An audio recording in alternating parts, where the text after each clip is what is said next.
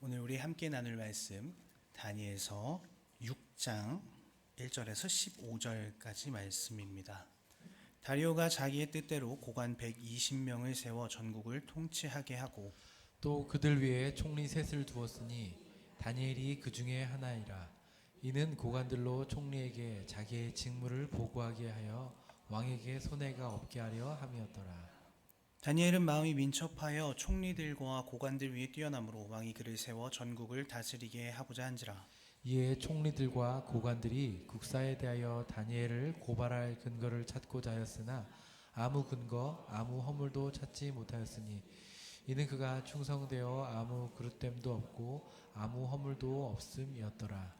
그들이 이르되 이 다니엘은 그 하나님의 율법에서 근거를 찾지 못하면 그를 고발할 수 없으리라 하고 이에 총리들과 고관들이 모여 왕에게 나아가서 그에게 말하되 다리오 왕이여 만수무강하옵소서. 나라의 모든 총리와 지사와 총독과 법관과 관원이 의논하고 왕에게 한 법률을 세우며 한 금령을 정하실 것을 구하나이다. 왕이여 그것은 곧 이제부터 30일 동안에 누구든지 왕 외에 어떤 신에게나 사람에게 무엇을 구하면 사자굴에 던져 넣기로 한 것이니이다. 그런즉 왕이여 원하건대 금령을 세우시고 그 조서에 왕의 도장을 찍어 메대와 바사에 고치지 아니하는 규례를 따라 그것을 다시 고치지 못하게 하옵소서. 하매 이에 다리오 왕이 조서에 왕의 도장을 찍어 금령을 내니라.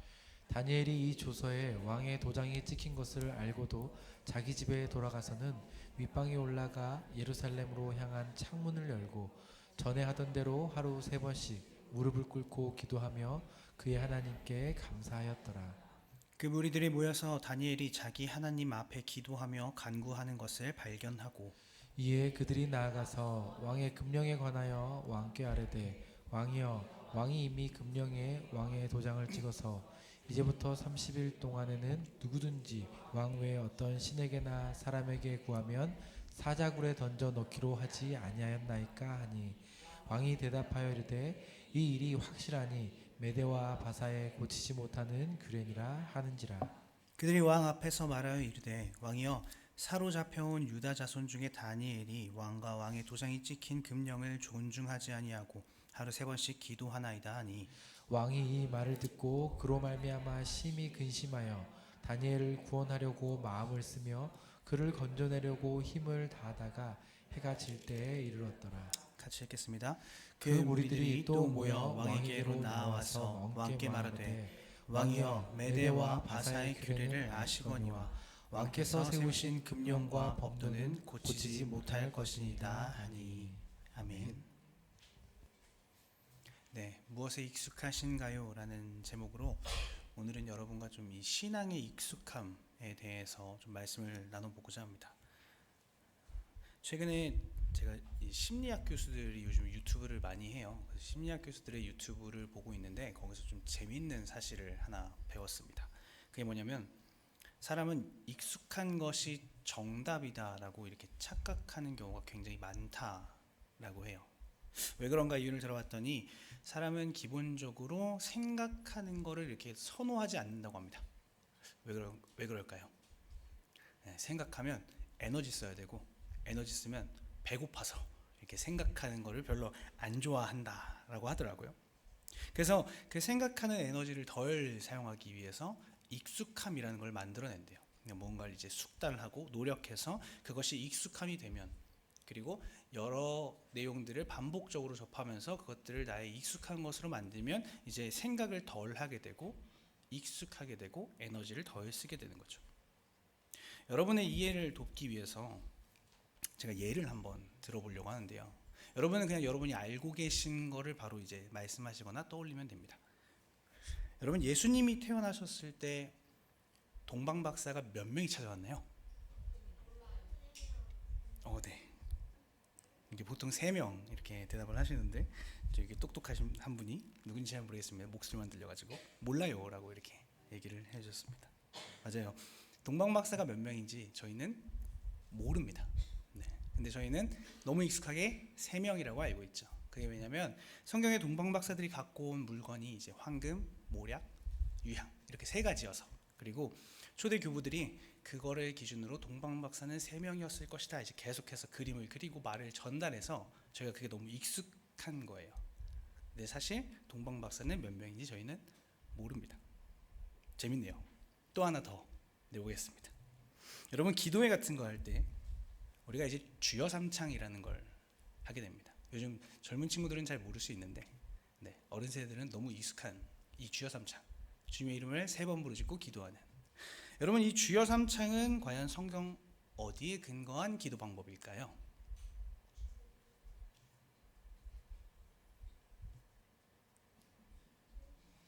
네. 다니엘이 주여 3번, 그러니까 주여 들으소서, 그게 하소서 이렇게 주여를 3번 불러서 주여 삼창이 이제 그게 기도의 방법이 됐다라고 말씀하시는 분들도 계시고, 하나님이 삼위일체니까 3번 불러야 된다 이렇게 말씀하시는 분들도 있어요. 간혹가다 있더라고요. 근데 사실 성경적으로 보면 그건 아무 근거가 이제 없는 거죠. 근데 우리나라에서 전통적으로 그러한 기도의 방법들이 이어지다 보니까 저희가 이제 자연스럽게 익숙해져서 그 기도를 하는 거예요. 그러니까 저는 이게 나쁘다 틀렸다 이렇게 말하는 게 아니라 여기서 우리가 좀 주의를 해야 된다라는 거죠. 왜냐하면 그렇게 주여 삼창을 할 때 우리가 익숙하다고 생각하는 것들을 받아들일 때 그게 진짜인지 아닌지 우리는 확인을 해야 되는 거예요. 그래서 그 삼창을 할 때 이게 진짜 내가 주님을 너무 부르짖고 싶어서 3번 부르는 건지 아니면 그냥 내 감정을 끌어올리려고 하는 건지 우리가 분명히 생각하고 점검하고 기도해야 된다라는 거죠. 제가 오늘 말씀을 나누기 전에 왜 이런 익숙함 그리고 그 익숙한 행동을 하기 전에 이 생각을 한 번 더 해보기를 강조하냐면, 오늘 함께 나눌 이 말씀 다니엘의 사자굴 이야기는 저와 여러분에게 너무 익숙한 내용이기 때문에 그렇습니다. 이거는 저희 옛공부 아이들도 그럴 내용이죠. 다니엘의 사자굴 이야기. 그렇기 때문에 이 익숙한 내용을 읽을 때 우리가 자꾸 습관적으로 놓치게 되는 게 하나 있는데, 그게 뭐냐면 바로 하나님은 이때 뭐 하시는가예요. 하나님은 이때 뭐 하고 계시는가, 하나님의 일하심은 무엇인가, 이거를 우리가 놓치게 됩니다. 그러니까 오늘 본문 말씀을 읽을 때 우리는 이 스토리가 너무 단순하게 이해되죠. 어떤 사람들이 다니엘을 모함했고, 그래서 다니엘이 기도했고, 그래서 사자굴에서 살아남았다. 이렇게 스토리가 끝나버리면 우리가 또 다른 어려움에 봉착하게 됩니다. 왜냐하면 하나님의 일하심이 뭔지에 대한 생각을 한 번 더 가져가지 못하게 되고, 그렇게 되면 우리 삶에 기도 응답이 없을 때, 그리고 내가 분명 난 이걸 원해서 하나님께 기도했는데 그것과 정반대의 결과나 내가 원치 않는 기도 응답을 받았을 때 우리는 또 다른 어려움을 마주하게 되기 때문이죠. 그래서 우리는 힘든 상황 속에서 기도했고 버텼고, 그렇다면 그거에 따른 결과는 당연히 사자굴에서 살아남은 다니엘과 같아야 된다라고 너무 이제 익숙하게 우리 기도를 그렇게 하나님 앞에 드리게 되는 거예요. 우리 생각엔 그게 맞는 공식이고, 그게 선하신 하나님이 당연히 우리에게 베푸실 신실하신 결과라고 우리는 그렇게 생각하기 때문이죠. 근데 저는 여기서 이런 질문을 한번 던져봅니다. 그러면 우리가 진짜 성경적이고 하나님이 좋아하시고 하나님이 받기 합당하신, 하나님 뜻에 합당한 그런 기도를 드렸어요. 그럼 하나님이 그 기도를 반드시 들어주셔야 할 의무가 있나요? 그게 아니라면 우리의 기도는 지금 무엇에 익숙하기 때문에 하나님 앞에 드리는 건가요? 우리의 바람이 이루어지길 바라는 그 마음이 익숙한 걸까요? 하나님 뜻대로 되기를 원한다고 기도한다고 하면 우리는 과연 어떤 마음으로 무엇에 익숙함을 두고 하나님을 신뢰하는 걸까요? 오늘 이 질문의 답을 좀 다니엘 말씀을 보면서 찾아보길 원합니다. 그러려면 저와 여러분이 지금 해야 되는 작업이 하나 있습니다. 그게 뭐냐면, 따라와 주실 거죠? 그게 뭐냐면 다니엘이 사자굴에서 살아남았다라는 이 결과를 지금 머릿속에서 다 잊어버리셔야 돼요. 가능하신가요? 다 잊어버리셔야 됩니다. 아니요, 아직 죽진 않았습니다. 몰라요. 다니엘이 사자굴에 빠졌을 때 죽었는지 살았는지 저희는 모릅니다. 그 결과를 잊어버리세요. 이제 모르는 겁니다. 저와 여러분은. 네. 다니엘이 어떻게 되는지 아시겠죠? 자, 이제 그러면 다니엘이 어떻게 사자굴에 빠지게 되는지를 우리가 이렇게 바라볼 텐데요. 여러분, 이따 다니엘이 막 이제 갑자기 기도하라고 하면 이렇게 놀라셔야 돼요. 아시겠죠? 왜 우린 결과를 모르니까. 아시겠죠? 그럼 먼저 오늘 본문 6장 1절과 2절 말씀에서 그 시작을 이렇게 말하고 있는데요. 우리 함께 6장 1절과 2절 말씀 같이 한번 읽어볼까요? 6장 1절과 2절 말씀입니다. 같이 읽겠습니다. 시작. 다리오가 자기의 뜻대로 고관 120명을 세워 전국을 통치하게 하고 또 그들 위에 총리 셋을 두었으니 다니엘이 그 중에 하나이라. 이는 고관들로 총리에게 자기의 직무를 보고하게 하여 왕에게 손해가 없게 하려 함이었더라. 바벨론의 이제 벨사살 왕이 죽은 다음에 그 뒤를 잇는 나라는 메디아와 페르시아입니다. 성경에는 이제 메데 바사 이렇게 기록되어 있는데요. 오늘 말씀 1절에 나오는 이 다리오 왕은 이제 그 페르시아의 고레스 왕보다 조금 이제 한 단계 아래에 있었던 약간 총독 수준의 이제 왕으로 추정되는 그런 인물이에요. 그 다리오가 자신의 통치를 위해 이제 120명의 고관을 세웁니다. 그 관직을 뽑고 그 세운 고관, 그 관직에서 또 3명의 총리를 뽑는데 그 3명의 총리 중에서도 또 제일 가는 한 명이 바로 다니엘이에요.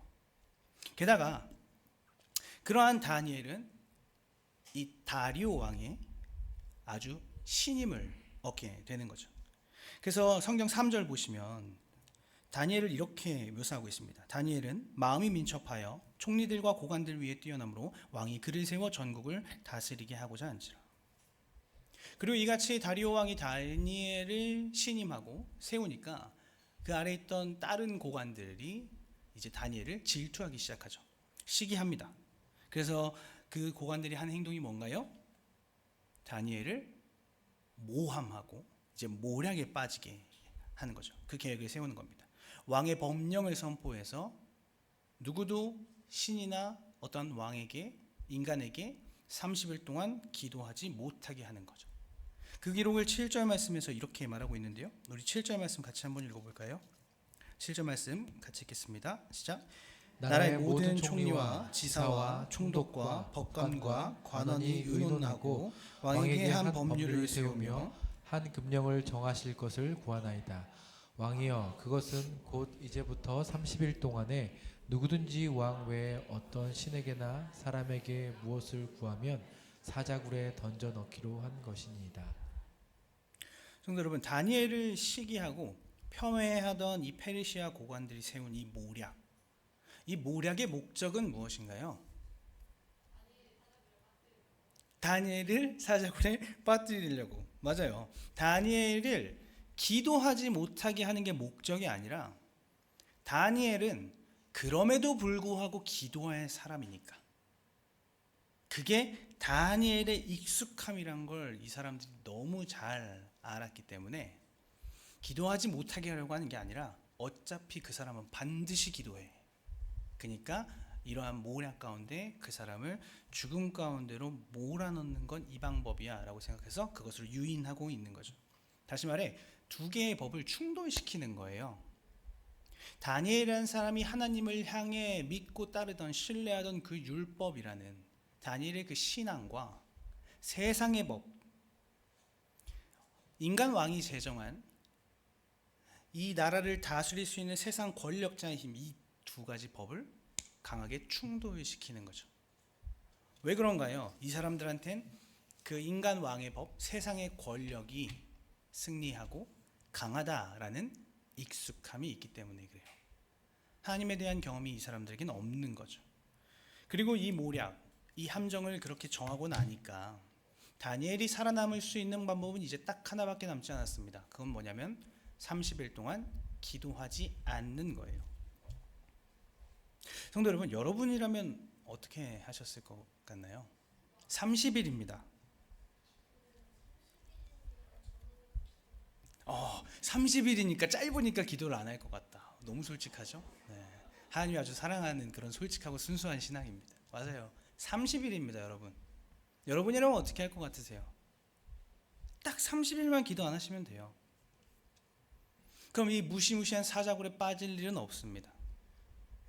근데 만약에 기도하면 어떻게 되나요? 네, 죽어요. 저희는 결과를 모르니까요. 네, 죽습니다. 어떻게 안 죽겠어요? 사자 한 마리도 아니고 무시무시한 사자들이 득실득실 거리는 그 사자 굴에 빠지는 건데. 그런데 여러분 10절에서 다니엘은 어떻게 하나요? 이 사실을 알고도 하나님께 기도합니다. 안 놀라시나요? 네. 아까 제가 분명 최면을 건 것 같은데 다시 한번 가겠습니다. 다니엘이요 10절에서 그걸 알고도 기도합니다. 와 감사합니다. 여러분 10절 말씀 하나님이 10절 말씀에 다니엘의 행동을 이렇게 기록하셨습니다. 우리 같이 한번 읽어볼까요? 시작. 다니엘이 이 조서에 왕이 도장이 찍힌 것을 알고도 자기 집에 돌아가서는 윗방에 올라가 예루살렘으로 향한 창문을 열고 전에 하던 대로 하루 3번씩 무릎을 꿇고 기도하며 그의 하나님께 감사하였더라. 여러분 다니엘이 이게 함정인 걸 몰랐을까요? 아니죠. 알았죠. 그리고 왕이 도장을 찍었다, 왕이 승인했다 라는 걸 지금 알면서도 다니엘은 자신이 그냥 늘 하던 대로 기도하면 죽는다는 걸 알면서도 그냥 기도 드렸다라는 거예요. 저는 사실 이게 조금 아이러니하긴 합니다. 30일인데 그렇게 긴 시간이 아닐 텐데, 그리고 몰래 숨어서 기도할 수 있잖아요.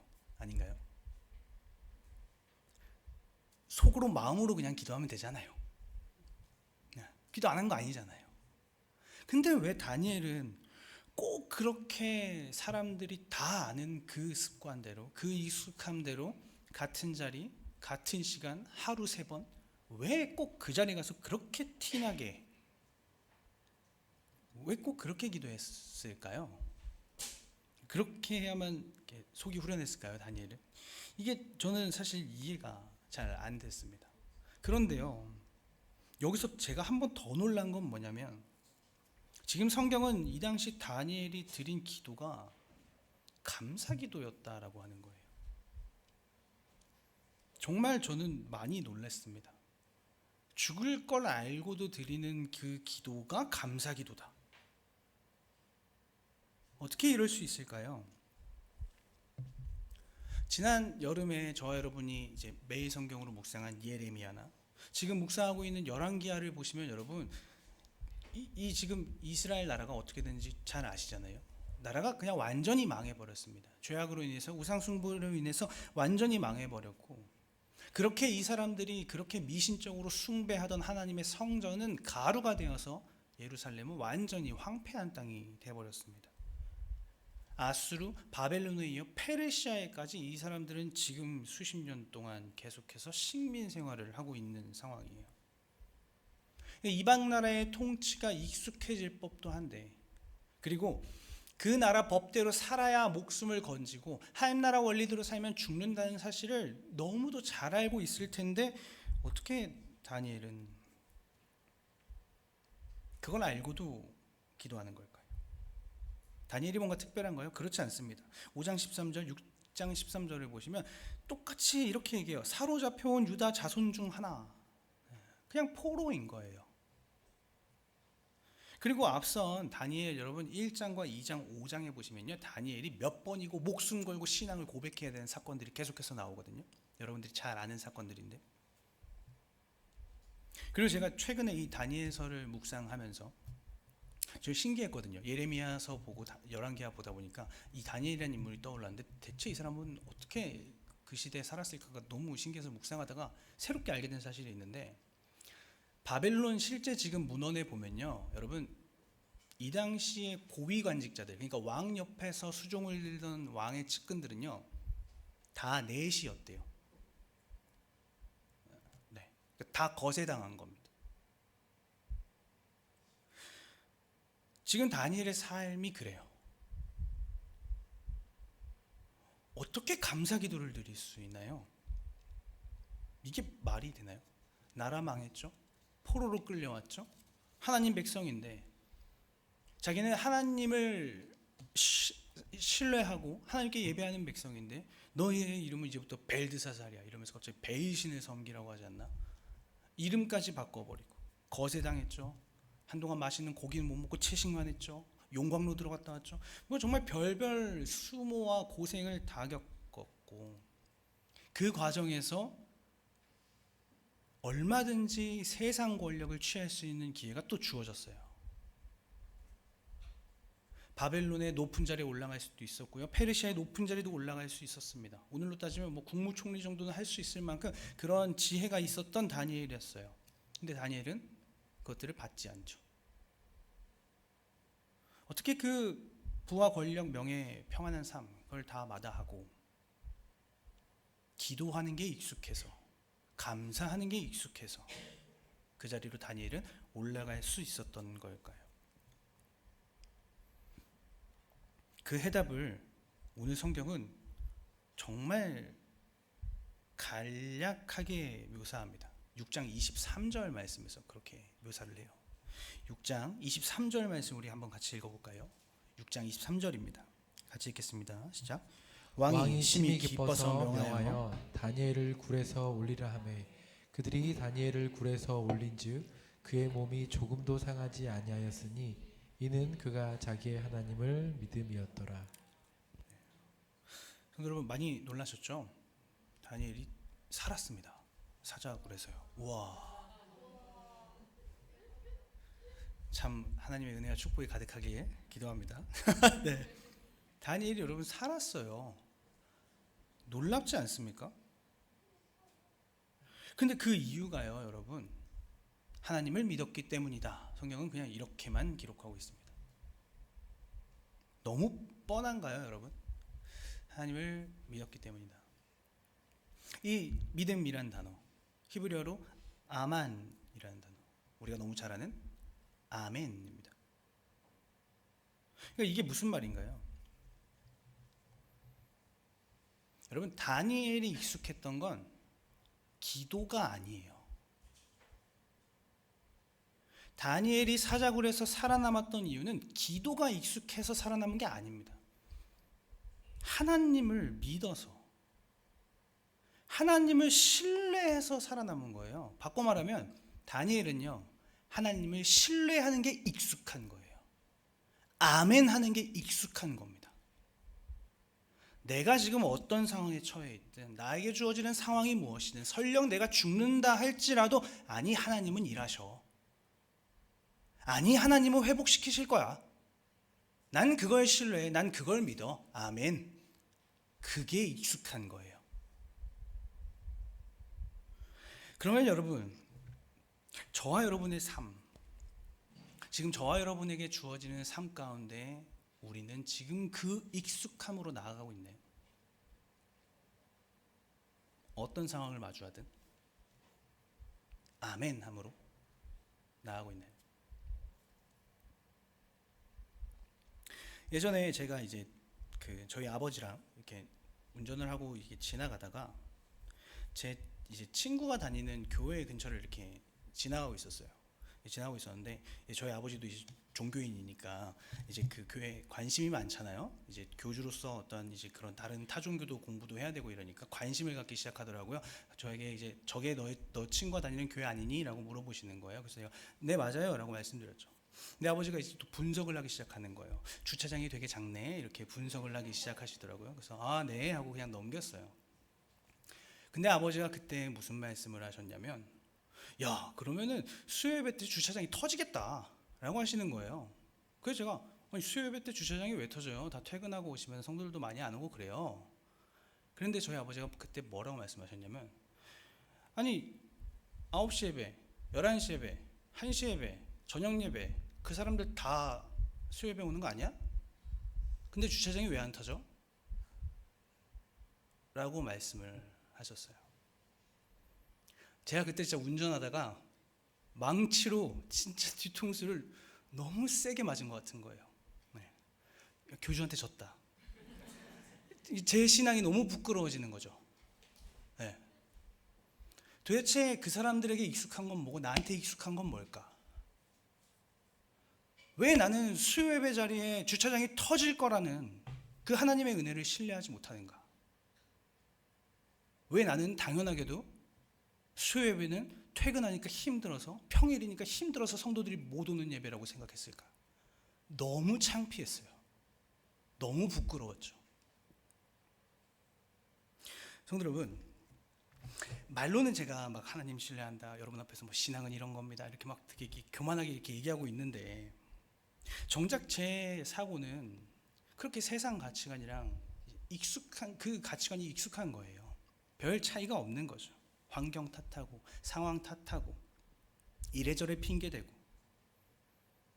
그래서 이런 거 경험할 때마다 그냥 어려움 해결해 달라고 떼쓸 줄 알지, 어떤 상황이건 저는 하나님을 신뢰합니다, 감사를 고백합니다, 이런 다니엘과 같은 익숙함, 그게 저한테는 아직 훈련이 덜 돼 있다는 거예요. 그러면 성도 여러분, 혹시 이 자리에 저처럼 그것이 아직 익숙하지 않은, 하나님을 신뢰하는 게 주어진 상황 때문에 너무 어렵거나 힘들거나 감사를 올려드리기엔 너무 버거운 지금 현실을 마주하고 계신 분 혹시 이 자리에 계신가요? 죽을 것 같은 문제로 도무지 여기서 헤어날 방법이 없어 보이는데 하나님을 신뢰해야 된다라는 말밖에는 떠오르지 않을 때, 근데 그 하나님을 어떻게 신뢰할지는 모르겠고 이 세상 방법이 다 맞는 것 같은데 메시지는 하나님을 신뢰해야 된다라고 말하는 그 어려움 속에 처하신, 혹시 그런 성도분들 혹시 이 자리에 계신가요? 그때 저와 여러분은 이 말씀을 좀 기억했으면 좋겠습니다. 우리가 아까 함께 읽었던 10절 말씀입니다. 우리 10절 말씀 다시 한번 읽어볼까요? 10절 말씀 다시 한번 읽어보겠습니다. 같이 읽겠습니다. 시작. 다니엘이 이 조서에 왕의 도장이 찍힌 것을 알고도 자기 집에 돌아가서는 윗방에 올라가 예루살렘으로 향한 창문을 열고 전에 하던 대로 하루 3번씩 무릎을 꿇고 기도하며 그의 하나님께 감사하였더라. 아멘. 여러분, 다니엘은 하나님을 신뢰하는 것에 감사했습니다. 그리고 그 신뢰는요, 놀랍게도 아무것도 없는 황폐한 땅, 다 무너져버린 예루살렘을 향해 열린 창을 바라보면서 한 그 고백이에요. 눈앞에 뭐가 보여서, 해결책이 마련돼서, 그래서 감사를 고백한 게 아니라 아무것도 없는 그 황폐한 예루살렘을 바라보며 드린 감사 기도입니다. 열왕기상 8장 30절에 솔로몬이 성전을 봉헌하고 기도를 드렸던 내용 중에 하나, 그걸 다니엘이 기억한 거예요. 8장 30절 제가 읽어보겠습니다.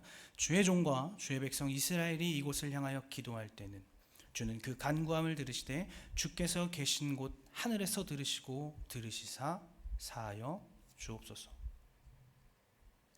솔로몬이 이 기도를 시작으로 우리가 적군에게 패했을 때, 우리가 죄를 지었을 때, 우리가 기근으로 힘들 때 예루살렘을 향하여 기도하면 하나님 우리를 용서하여 주시옵소서라는 기도를 8가지를 합니다.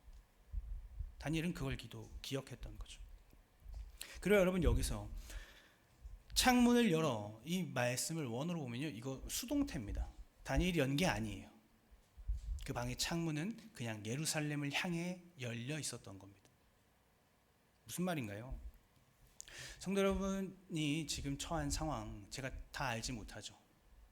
그러나 저와 여러분이 처한 상황이 얼마나 힘들고 얼마나 괴롭고 얼마나 버거운 일이건 여러분, 우리의 삶 가운데 항상 한 공간에는 예루살렘을 향하여 열린 창문과 같은 하나님이 열어주신 그 창문이 열려 있습니다. 우리가 그걸 기억해야 돼요. 우리가 그걸 잊으면 안 됩니다.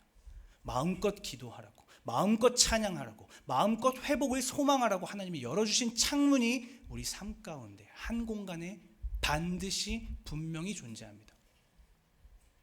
우린 그걸 신뢰하는 거예요. 사방이 꽉 막힌 것 같은 그때에 그 창문을 보면서 황폐하지만, 무너졌지만, 아무것도 보이지 않지만, 그러나 하나님은 회복하실 거야, 그걸 신뢰하며 감사함으로 기도하는 그 익숙함을 우리는 훈련해 나가야 됩니다. 성도 여러분, 반드시 하나님이 회복하십니다. 우리가 그걸 신뢰하며 그 신뢰의 익숙함으로 나아갈 때 우리의 입술의 고백이 감사로 바뀔 거예요. 저와 여러분이 그 걸음을 같이 걸어 나갔으면 좋겠습니다. 끝으로 다시 한번 질문드립니다. 여러분은 지금 무엇에 익숙하신가요? 항상 우리의 삶에는 하나님이 익숙하게 만들어 가시는 그 하나님의 방법과 세상이 우리를 올가매고 익숙하게 만드는 세상의 방법이 저와 여러분에게는 동시에 주어집니다. 언제나 동시에 주어져요. 그때에 부디 저와 여러분이 하나님 나라의 법을 더 신뢰하고 그 삶을 살아갈 수 있도록 우리 삶에 감사와 신뢰가 끊이지 않고 우리 삶에 주어진 그 활짝 열린 창문을 향해 기도하며 그것이 익숙한 삶을 걸어나가는 저와 여러분 되기를 주님의 이름으로 소망합니다.